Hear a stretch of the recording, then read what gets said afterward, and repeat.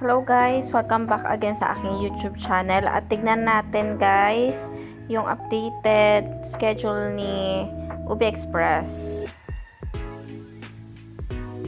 Ayan. So 5 years ago, naglabas sila ng service advisory October 26, 2024 na canceled ang trip sa NAIA Terminal 3 to Ayala Mall South Park, vice versa din. So 10:32 ayan AM. May mga cancel trips tayo. Then service advisory, check natin yung kanilang schedule ngayong October 25. Ito yung kanilang regular fare, yan NAIA loop 50 pesos. Screenshot nyo na lang yan guys. Ito yung sa Robinsons Manila. Tapos Robinsons Santa Rosa. Ayan.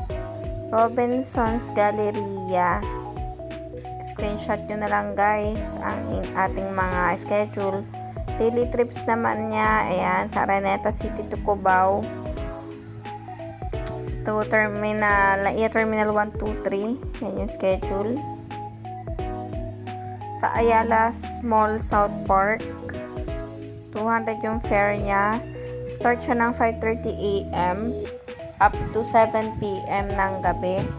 Then we have sa Victory Liner Pasay, 4 AM siya mag-start to 8 PM. Wala siyang time na nilalagay dyan kasi depende doon sa traffic din.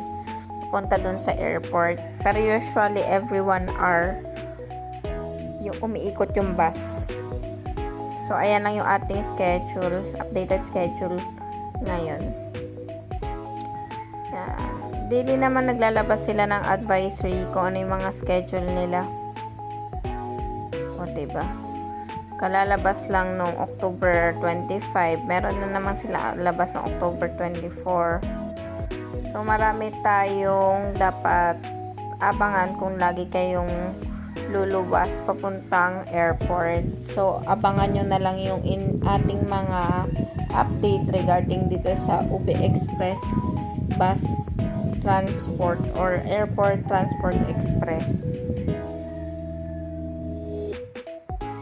Yan naman, kung may inquiry kayo, pwede kayo mag-inquire through yan, email. Then, meron din sila mga cellphone number para if in case kayo ay magtanong, siya na lang kayo pupunta.